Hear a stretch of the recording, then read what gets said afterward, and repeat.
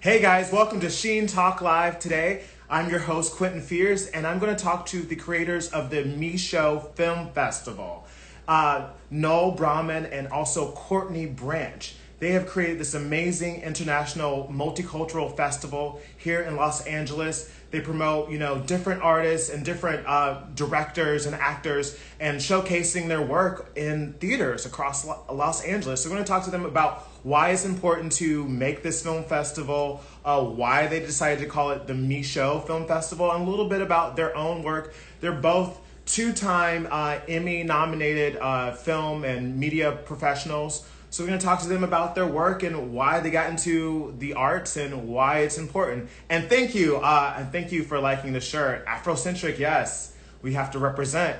So we're going to chat with them. Let me see if I can find them. Yes, let's see. All right. We are connecting. Good morning, everyone. It's 10 or 11 in LA. Hey, how are you guys doing? Brother. We trying to squeeze in here best way fitting two people inside the frame, so y'all bear with us. Yeah, you guys, we can see both. I can hear you okay, yes? Okay, great. All right, we're in there. All right, awesome. Thank you so much for joining SHEEN Talk Live. My name is Quentin Fears. Yes, Noel and Courtney. How are you guys doing today? And we're good, bro. Doing good. I had my coffee this morning. Okay. Nice. So I want to talk to you a little bit about your careers first, because you're both Emmy-nominated professionals. So Courtney, you've been producer, co-producer. How did you get involved in film and television?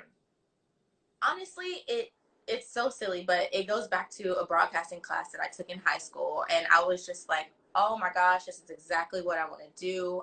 So I went to school for journalism, graduated from Georgia State University, and from there I was interning everywhere from CNN to CBS This Morning with a fellowship, ended up working at CBS This Morning, and then decided to kind of shift gears a little bit and get more into the production realm of things and the talk show sphere and unscripted space. So that's really where I started kind of making my name as a producer, working my way up from the ranks as a PA, then an AP, co-producer, hitting every stop along the way. And now I'm a producer currently at Fox Soul. So it's really been a beautiful journey, a beautiful climb. And I'm very proud of what I've been able to do, especially knowing that this has been my passion for so long. Nice, yeah. And it's good to you talking about being a PA, because that's a great step into getting into media and production, especially if you're new and don't have many connections. So it's good for younger people to hear about that. Absolutely. It's a way to actually get your foot in the door, and you really just have to climb and build from there, build your connections, build your work ethic. All of those things are just as equally important. Yeah, show up on time, do the work, deal with, being yelled at and not cry, and make it all happen. Exactly. Yeah, and Noel, tell me a little bit more about your career and how you began. Yeah, man. So went to Georgia State University, and I majored in film and video production and speech comm. I was working at Comcast Spotlight in the production department. So I was interning and doing local, regional commercials, 30 seconds, 60 seconds. And then I ended up getting out of school, went up to New York, and I was working with NBC for some time. But I realized quickly that corporate America really wasn't for me. And I decided to walk away and just trying to figure out my next step. I kind of looked to my grandparents. My grandmother was actually a playwright in Jamaica. Oh, wow. And ironically, yeah, my grandfather served in the military. Now, my brother, he's a naval officer and the chief. And for myself, I felt like it was only right to step into my grandmother's shoes and take on the torch that she was passing down to me in becoming a storyteller. So I moved out here to LA, started a small entertainment production company, primarily focusing on short form content. One of the first projects that I wrote, directed, and produced, it got into the Disney Lucas Fan Film Awards. It was a Star Wars fan film, yeah. So if you go, so if you go to Star Wars, thank you, bro. You can check it out. And then transition from that point to, while working on my second project, I actually had a production assistant of mine on set who ended up coming out to me telling me that he was homeless. And inspired me to tell my last story, which was nominated for 2 daytime Emmys. Because yo, I'm sorry, yup. Yeah, he was actually living in a tent encampment that was 2 blocks away from the apartment complex that I literally had just moved out of. And he didn't know this, but at that time, I myself was actually living in a hostel so that I could actually fund that project that we were working on. So it really inspired me and really brought the homeless community to the forefront of my mind in terms of his story, my own circumstances for the sake of my dream, and just really wanted to advocate for the homeless community. Oh, that's amazing. So technically you were kind of homeless trying to finance your own dream. Oh, for sure. I wasn't kind of, I definitely was. I mean, I was Yeah. living in a, yeah, I was living in a hostel, just trying to put my money towards my production as opposed to renewing my lease at the spot I was living at. So for him to live literally a block away from where I just moved, and I had been there for about 3 years, and I'd never seen that community. It just really it opened my eyes, man, to the epidemic here in Los Angeles and what's happening. Yeah.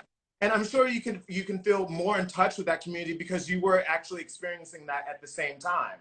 Yeah. Maybe not to the same extent, maybe you had resources, but you were also, you know, really close to it. And, you know, many people get really close to being homeless.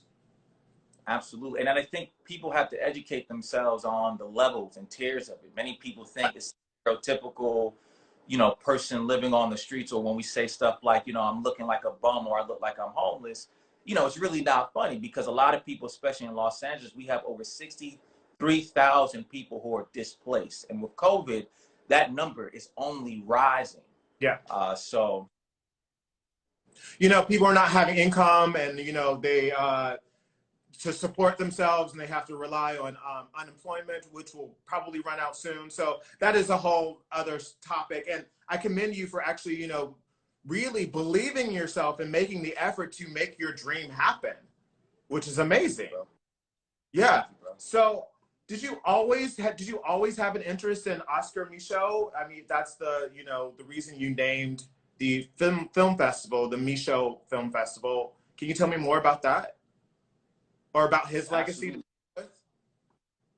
Yeah, so Oscar Micheaux was a Black writer, director, producer, and distributor who from the 1920s to the 1940s, he wrote, he directed, he produced, and he distributed over 44 feature films under his company's banner, operating outside of the traditional Hollywood system.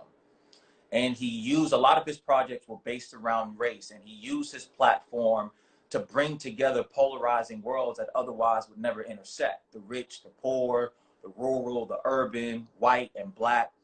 So kind of in that same spirit, we wanted to start the film festival, not only in honoring his legacy, because Hollywood has completely shunned him. And a lot of his contributions, considering what he was able to accomplish as a Black man in the 1920s, all the way to the 40s. The only reason why he stopped was because of talkies and the level of financing that went up with trying to keep up with everything. But considering his contributions to the entertainment landscape, it was only right that we honored him and that we use, in the spirit of what he was doing, our platform to bring together worlds that otherwise would never intersect as well.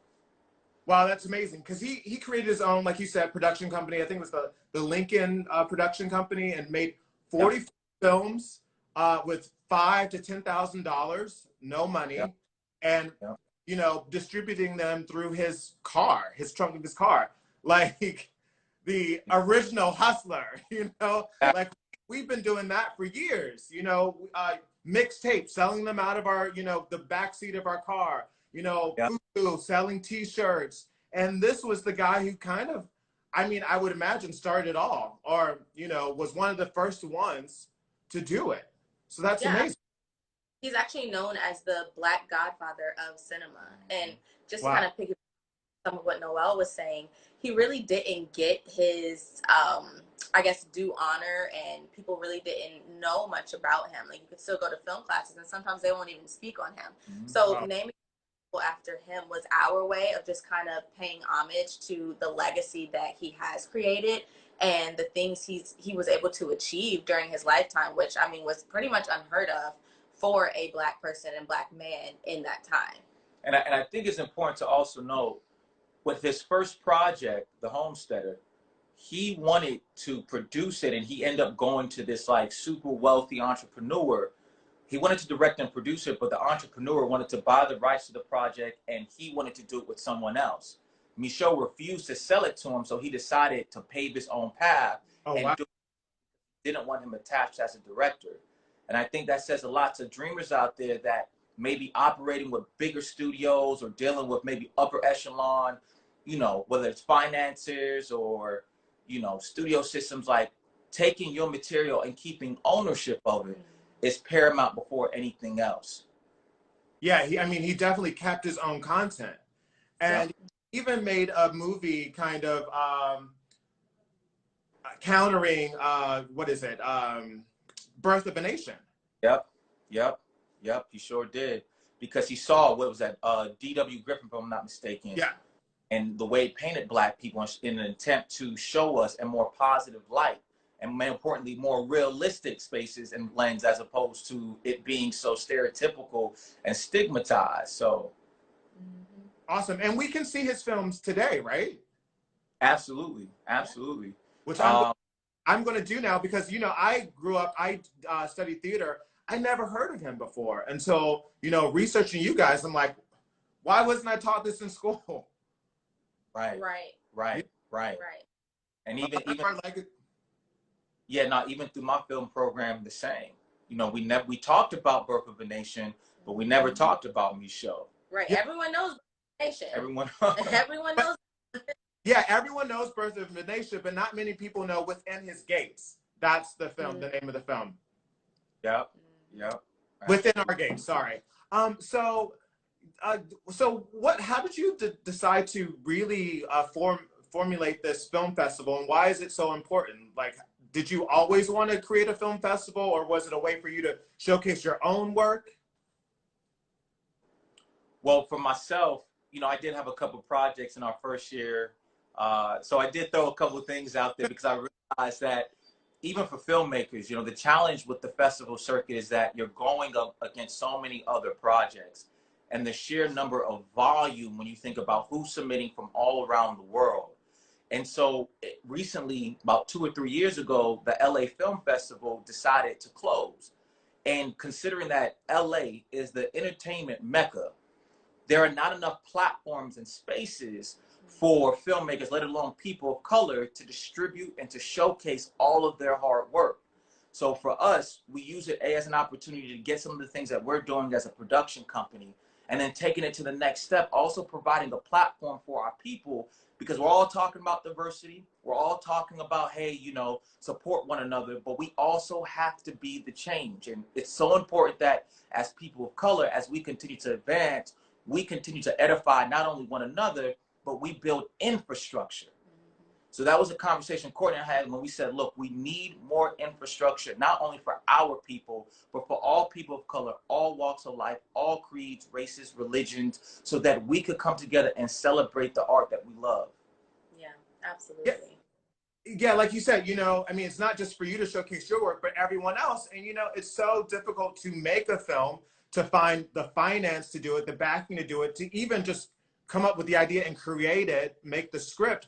And then you do it and you're like, well, where am I going to show it? So. Yep. Right.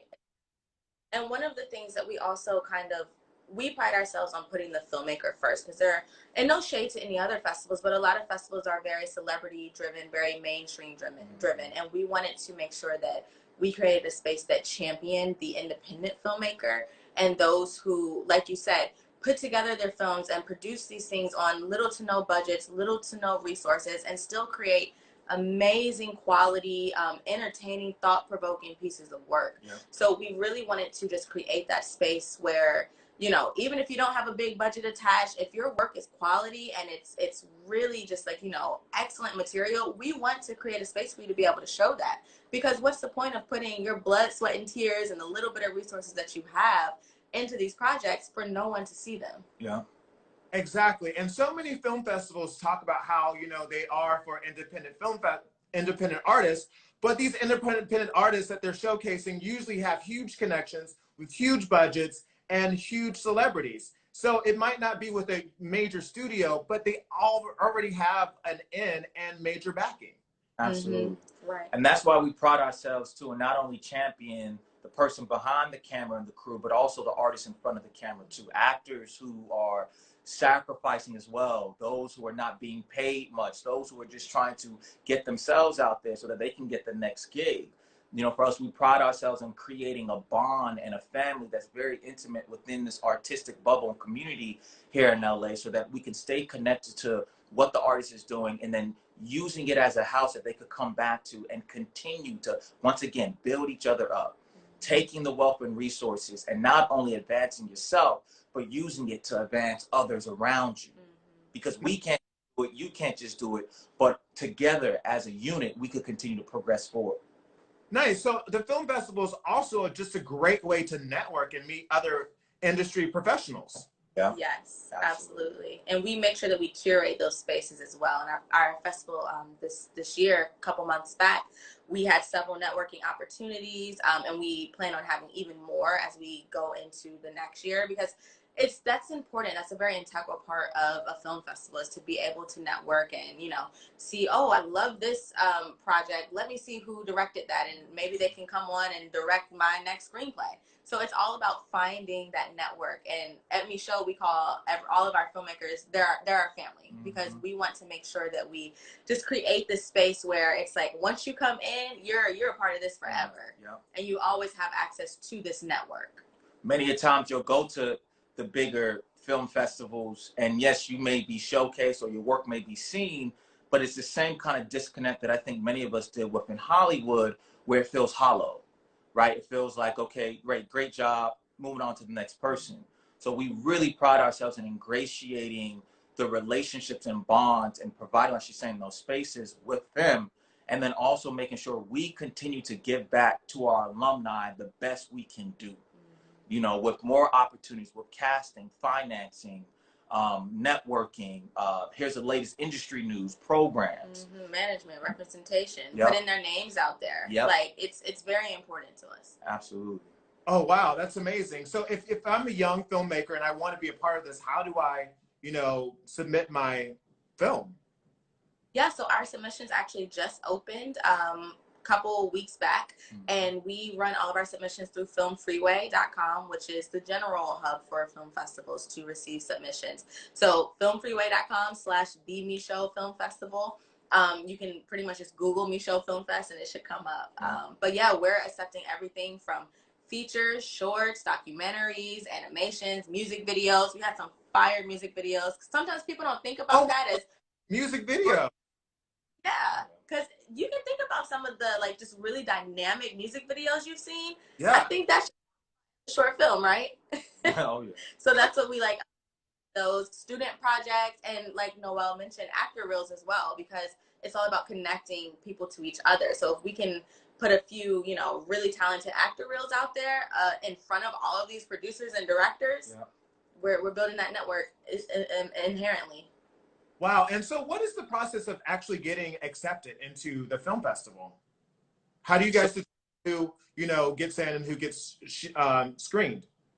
So we pretty much just use a rubric where we're looking at originality, you know, we're looking at story, we're looking at structure, we're analyzing production value.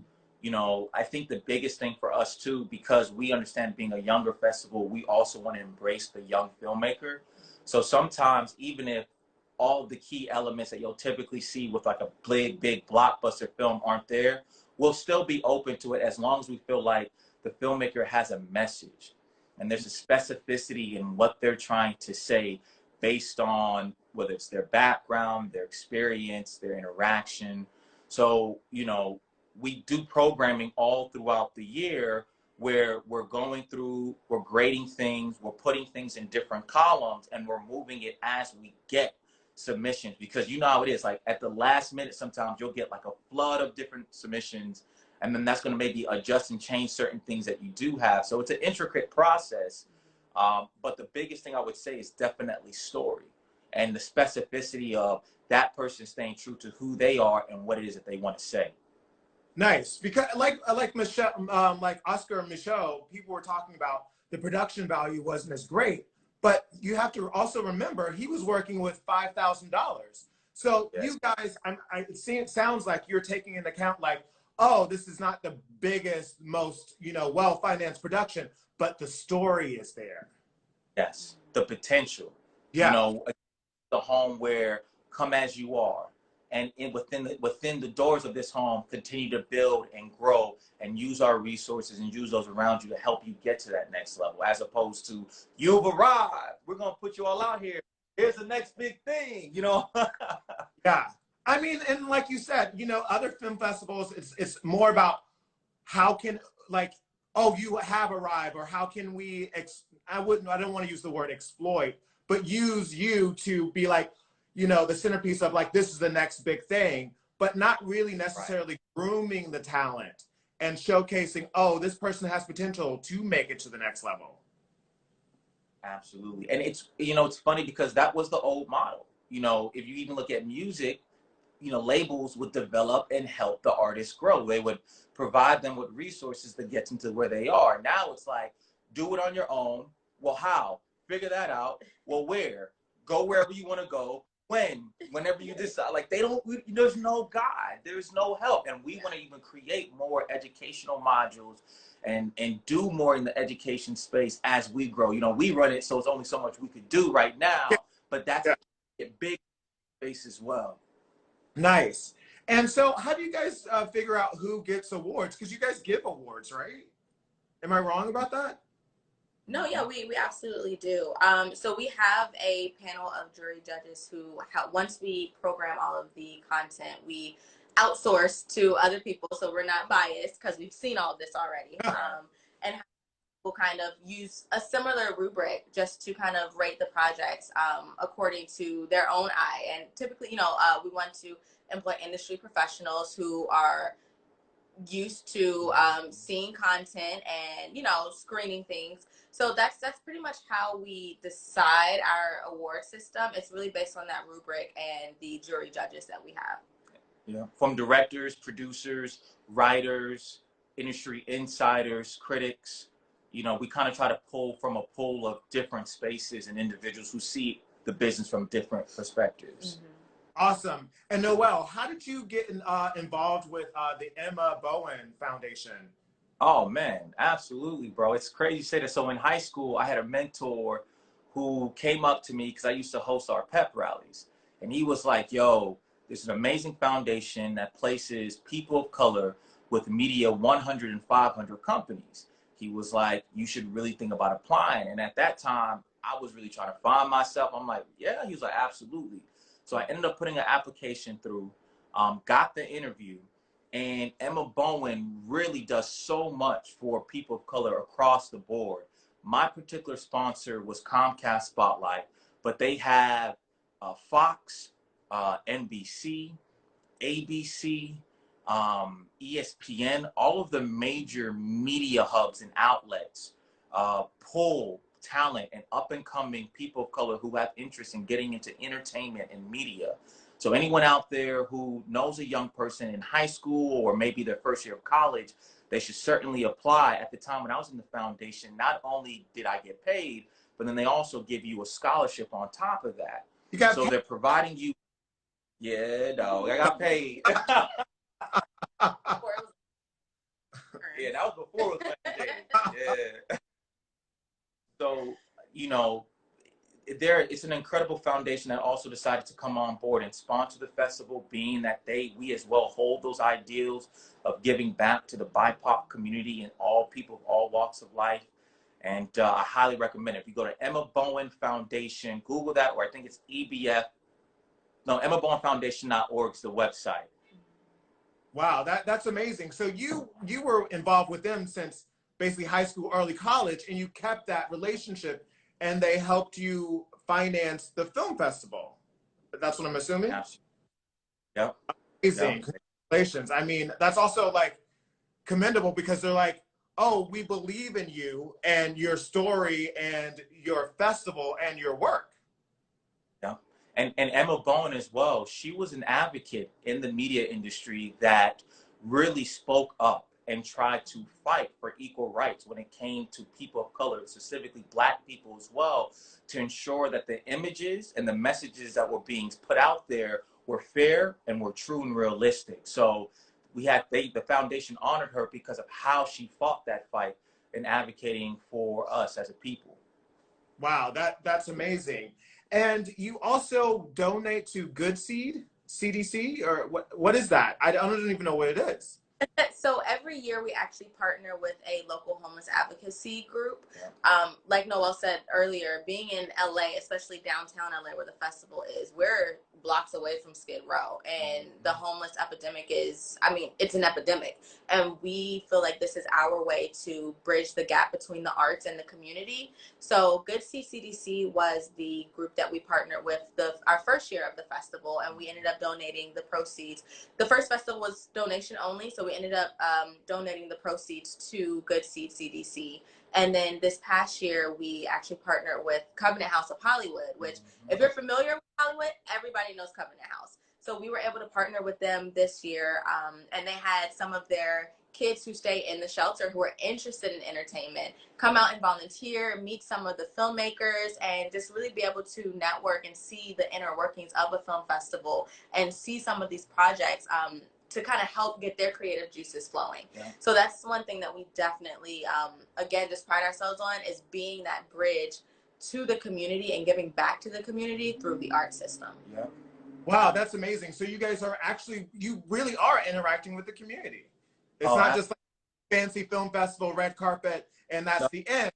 You know, you're giving back, you're basically grooming, you know, young filmmakers, and also offering a networking situation for them.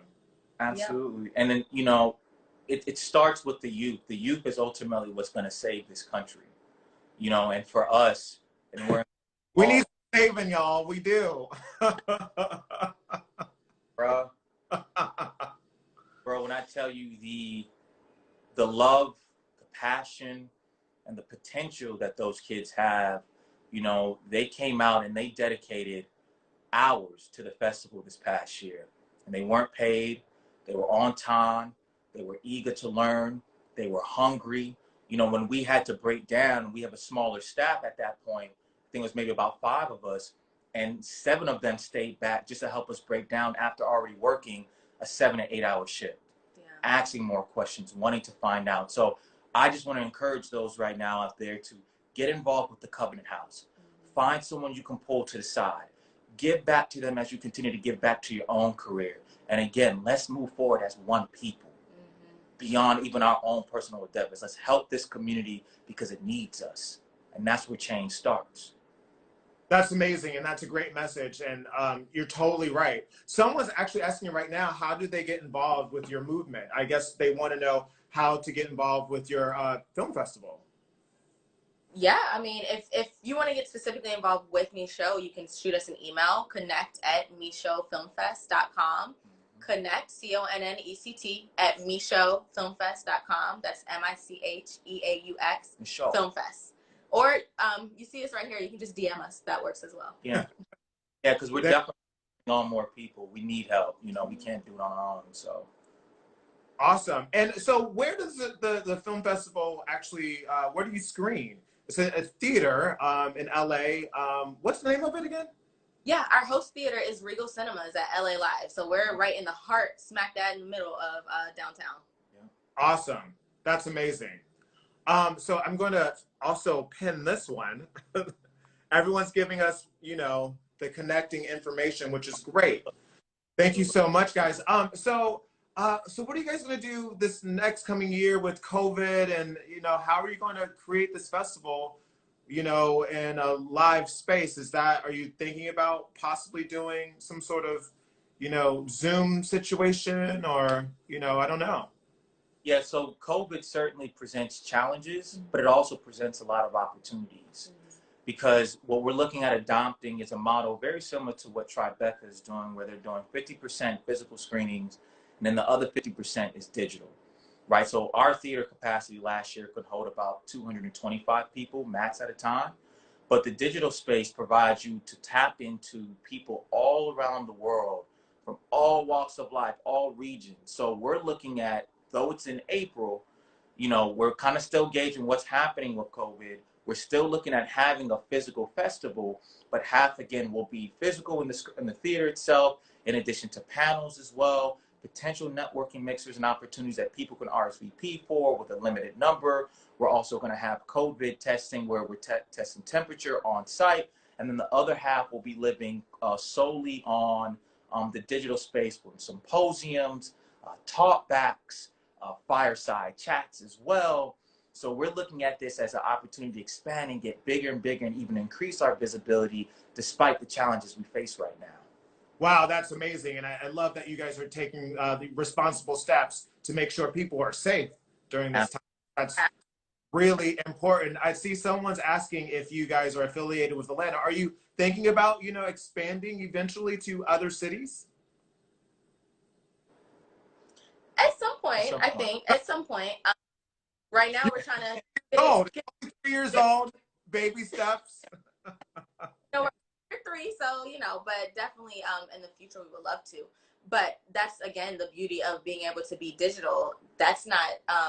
It's not just in LA. So if we have these digital symposiums, digital screenings, digital talkbacks, you're able to tap into that anywhere. Mm-hmm. Yeah, totally. And we Georgia State too. So we love Atlanta. Yeah, we come from Georgia State University, man. So, you know, shout out to the A for sure. Nice. And how did the two of you actually meet? It's so funny. We went to school about the same time. Did not meet once on campus. We actually met out here in LA at a mutual friend's house. Which is random. Yeah. Oh. Yeah. I know. That's so random. Yeah, we didn't. We were actually, but we didn't even know. We met. We was like, yo. Nice. That is amazing. Well, thank you so much for sharing your story and the Micheaux Film Festival with the SHEEN Magazine audience. Is there anything else you want to share before we go? You know, I just want to say again, man, thank you guys for supporting, man. Thank you guys for just tuning in. You know, please, if you can, get involved with us, help us. We're trying to build. We only want to continue to magnify and expand Micheaux's name so that people know his legacy and what he did. And we only want to help the artists. We are artists first. So, you know, follow us on social media. Please, if you don't mind, submit to the festival. Help us get the word out about the festival. Let your friends know about it from all walks of life. Talk to and meet someone that doesn't look like you. That's also very important. That's what we pride ourselves on as well. And let's continue to band together. I know it's difficult times with COVID. I know a lot of us are going through all different types of challenges. But no matter what happens, man, if we continue to hold on to one another, we will get through this and we will succeed. Awesome. Great message. And also, just before we leave, is there an admission fee to be a part of the festival to get screened? So there is a submission fee on Film Freeway. Yeah. Right now we're currently within our early bird deadline, so the price is as low as it will. And that deadline is October 9th, so there's still plenty of time to get projects in. And then we take submissions all the way up until, I believe, the mid-March. So there's plenty of time to get your projects in. And even if, I want to say this too, because I know how filmmakers sometimes you submit and then you don't get in and then you feel like, oh man, we still give a kickback. So let's say, for example, you weren't to get in, you may still get free access to aspects of the festival. Last year, we gave free master classes to those that unfortunately we weren't able to program. Not saying they need work or those filmmakers needed to develop more, but just saying, hey, you paid money. Like, here's an aspect of the festival we just want you to come and enjoy. Because not everything is about bread here. We really pride ourselves on just making it a family and making it about community. Yeah, and for the filmmakers who do have their work screened at the festival, you get 2 free all access passes. So for yourself and another member of your team, crew, staff, etc. Yeah. Wow, that's amazing. That's really great that you still offer something to the people who don't actually get screened. So that is a blessing and amazing. And also, October, if you want early bird pricing, guys, do October. And you have until March, but do October now so you don't have to spend as much money. So that's great. So how many? Oh, my bad, bro. No. Next month, we're looking at doing an unscripted panel. So we're going to bring in some dope executives, dope agents, producers. So those who have interest in getting into the unscripted world, if you have unscripted ideas that you're trying to sell, that you want to package, that you want to push and get out there, we're going to bring together the dream team. So be sure to look out for that. And that will be free. I need to connect with you guys. I'm like, I need my own reality TV show. Come on. Oh, we looking for We are. We're looking for people to build stuff around. Well, Let us last know. week, listen. Stylist host in Los Angeles. Working with a Black-owned magazine, SHEEN Magazine. Come on, let's pitch this. Let's make this happen. Time.